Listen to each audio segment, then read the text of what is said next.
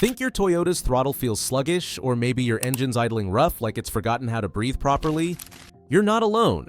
I've worked on thousands of Toyotas over the years, and there's one little sensor that causes more headaches than almost anything else under the hood: the Throttle Position Sensor, or TPS for short. When this thing goes haywire, your car starts acting like it's got a mind of its own. Jerky acceleration, poor fuel economy, that annoying check engine light that just won't quit. But here's the good news. Most of the time, you don't need a mechanic or fancy diagnostic equipment to fix it. You just need to know how to reset it properly. I'm about to share 3 proven methods that Toyota technicians use every day to get these sensors back on track. These aren't random internet tricks. These are real, tested techniques that work.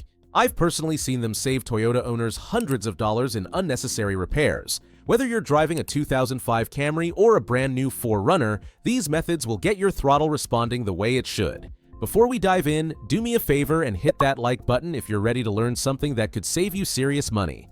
And make sure to subscribe. I'm constantly sharing insider tips that keep Toyotas running strong. If you know someone else who drives a Toyota, share this video with them or post it in your Toyota groups. It really helps the channel reach more owners who need honest, practical advice. Also, drop a comment below and tell me your Toyota's year, model, and mileage. I see every comment, and I'm genuinely curious to hear what you're driving and how these tips work for different models. Now, let's talk about what the throttle position sensor actually does, because understanding it helps you know when it needs attention. Think of the TPS as the translator between your right foot and your engine. Every time you press the gas pedal, this sensor measures exactly how far you've pushed it and converts that into a voltage signal. That signal goes to your engine control unit, the ECU, which decides how much fuel to inject and how to adjust the air mixture for perfect performance. When everything's working right, this happens in milliseconds. You press the pedal, the sensor reads the position, the computer calculates the right mixture, and your engine responds instantly. But when the TPS starts giving bad data or drifts out of calibration, that smooth communication falls apart. The engine might get too much fuel, not enough air, or the timing could be completely off. Here's how you'll know your TPS is acting up. First, irregular idle speed. Your engine might race up and down at stoplights, or it might idle so low it feels like it's about to stall. I've seen Toyotas where the RPMs bounce around like a ping pong ball just sitting in park. Second, poor throttle response. You press the gas and instead of smooth acceleration, you get hesitation, surging, or that delay where nothing happens for a second. And third, your fuel economy drops off fast. When the TPS can't tell the computer what's happening with the throttle, the engine starts dumping extra fuel to compensate. And then there's that check engine light. A faulty or miscalibrated TPS often triggers codes like P0120, P0121, or P0122, basically the ECU saying it's not getting the signal it expects from the throttle position sensor. The thing is, these symptoms usually creep up gradually. Maybe your car starts feeling a little sluggish, then the idle roughens, then your fuel economy takes a hit. Most people just live with it or assume they need major repairs. But in many cases, all you need is a proper TPS reset to bring everything back to normal. Number 1. The battery disconnect technique. This is the simplest and most universal method, and it works on nearly every Toyota model. Pop the hood and locate your battery. Disconnect the negative terminal first. Use a wrench to loosen the clamp and pull it off, making sure it doesn't touch anything metal while you wait. Now, here's the key. Leave the battery disconnected for at least 15 minutes. I know some say 5 minutes is enough, but trust me, give it the full 15. During this time, your ECU completely clears its memory. All the stored parameters, adaptive settings, and learned throttle behaviors are wiped clean. Think of it as rebooting your Toyota's brain. After 15 minutes, reconnect the negative terminal and tighten it down. Start your engine and let it idle for about 10 minutes. Don't touch the gas pedal during this period. The ECU is relearning what normal idle should look like. You might notice some fluctuation. That's normal. It's finding the perfect air-fuel balance and recalibrating the throttle position. Then take your Toyota for a drive. Start gently with normal city driving for the first few miles. The ECU needs to relearn the full throttle range from idle to wide-open throttle. After about 15 minutes of mixed driving, everything should feel smooth and responsive again. Number 2. The EFI fuse technique. This one's great if you don't want to lose your radio presets or clock settings. Open the hood and find your main fuse box. Look for the EFI fuse. On most Toyotas, it's clearly labeled, but check your owner's manual if you're unsure. Pull that EFI fuse out and set it aside for about 10 minutes. What this does is reset just the fuel injection and throttle control systems without affecting other electronics. It's more targeted than disconnecting the battery, but just as effective for TPS calibration issues. After 10 minutes, push the fuse back in firmly and make sure it's seated properly. Start your engine and let it idle for several minutes while the system recalibrates. You might hear clicking or whirring from the throttle body. That's the ECU running its initialization routine. If you're finding this helpful, give the video a thumbs up. These techniques have saved Toyota owners from countless unnecessary dealer visits, and I want to make sure this information reaches as many people as possible. Number 3. The ignition key sequence reset. This one doesn't require disconnecting anything, but timing is everything. Turn your key to the on position without starting the engine. You want all the dashboard lights to illuminate, but the engine itself should stay off. Hold it there for exactly 10 seconds. Now, slowly press your accelerator pedal all the way to the floor, then release it completely. Do this 5 times, making sure you go from completely off the pedal to fully pressed each time. What you're doing here is teaching the ECU the full range of motion for your throttle system from idle to wide open throttle. Once you've done that, turn the ignition off, wait 5 seconds, and then start your engine normally. Let it idle for about 5 minutes while the computer processes the new calibration data. This method works especially well on newer Toyotas equipped with electronic throttle control systems. Now here's something most Toyota owners don't realize. Each of these methods works differently depending on your specific model and what caused the TPS issue in the first place. I've seen some cases where the battery disconnect method fixes everything on the first try, and others where it takes 2 or 3 rounds. It all depends on how far out of calibration your sensor was and how long the issue has been developing. Let me give you a real-world example. Just last month, a customer brought in a 2018 Camry that was throwing a P0121 code and running terribly. Rough, idle, terrible acceleration. The whole package. The owner was convinced they needed a new throttle body or sensor replacement. Instead, I started with method number 1, the battery disconnect. 15 minutes later, we fired it up, let it idle, took it for a test drive, and boom, problem solved. That simple reset saved them over $400 in parts and labor. But not every reset is that straightforward. Sometimes you'll run into what I call stubborn calibration issues. These tend to happen on higher mileage Toyotas or vehicles that have recently had their throttle bodies cleaned. When you clean the throttle plate, you sometimes throw off the learned idle positions that your ECU has stored. In those cases, you might need to combine methods or repeat the process. I had a 1999 4Runner come in that took 3 separate battery disconnect cycles before the idle stabilized completely. The owner thought something was seriously wrong, but the truth was simpler. Older ECUs just need more time to relearn their parameters, especially if the vehicle has been running out of calibration for months. Here's a pro tip most mechanics won't tell you. After performing any of these resets, pay attention to how your throttle plate moves. With the hood open, have someone slowly press the gas pedal while you watch the throttle body. A properly calibrated TPS will make that plate open smoothly and completely within about 1 second. If it's jerky, delayed, or doesn't open all the way, repeat the reset process until it does. Another thing to keep in mind is how you drive afterward. Your ECU needs data from different conditions to fully relearn throttle position parameters. That means a mix of city driving, highway cruising, gentle acceleration, and yes, even some harder throttle inputs. Don't baby your Toyota for the first few days after a reset. Give the computer the full range of information it needs to dial everything in perfectly. I've also noticed that certain Toyota models respond better to specific methods. The newer electronic throttle systems, found in 2015 and newer Camrys, RAV4s, and Highlanders, tend to respond best to the ignition key sequence reset. These systems recalibrate more frequently, so they adapt quickly to that program procedure. Older models with cable-operated throttle systems like early 2000s Tacomas and 4Runners usually need the full battery disconnect treatment. Those systems rely more heavily on stored ECU memory, so clearing everything and starting fresh works better than trying to trigger a partial relearn.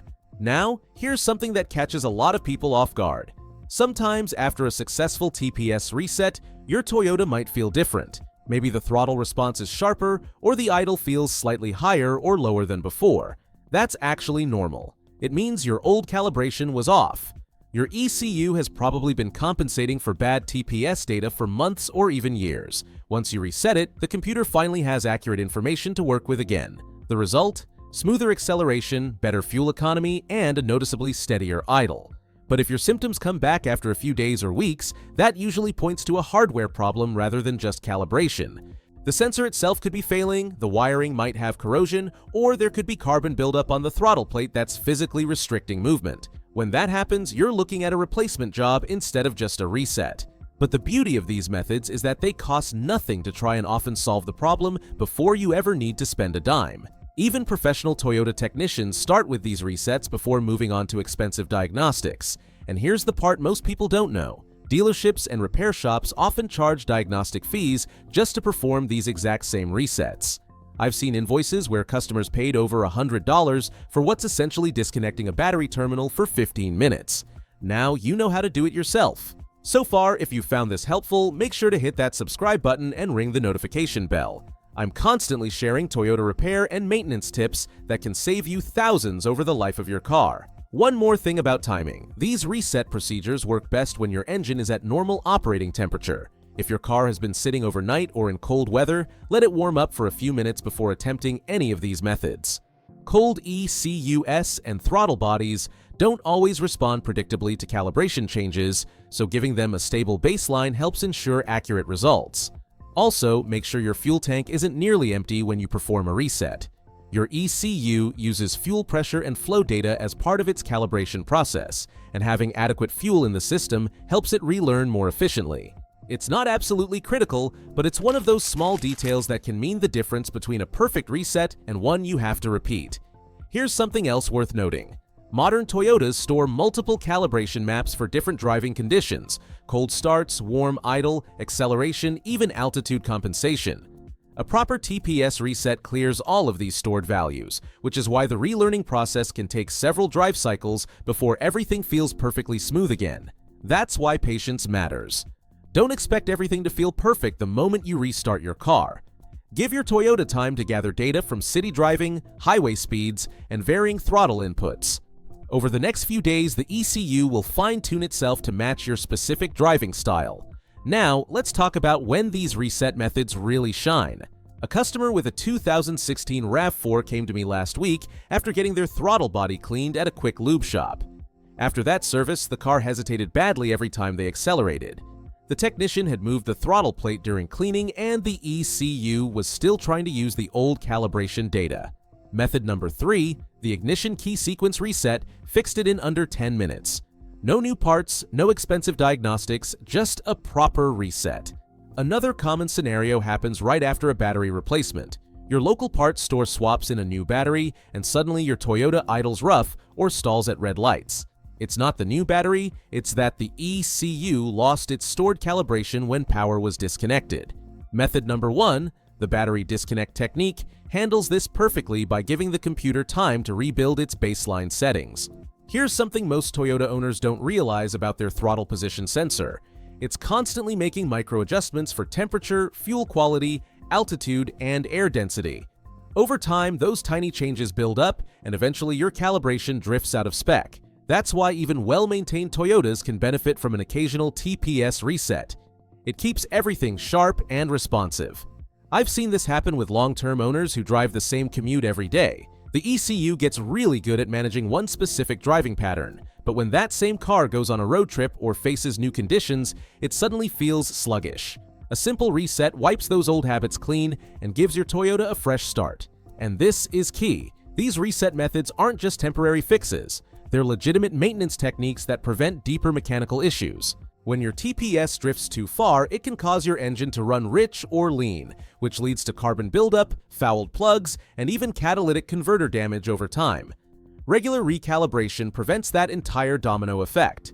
Let me share another real-world story. A few months ago, I worked on a 2012 Highlander with around 150,000 miles. The owner complained about poor acceleration and dropping fuel economy, but there was no check engine light. 2 shops had already quoted them for expensive fuel system cleanings and even a new throttle body. Instead, I tried method number 2, the EFI fuse technique. 10 minutes later, the difference was obvious. Smooth throttle, better power delivery, and the owner reported improved mileage within a week. That's all it took. One simple reset after years of gradual calibration drift.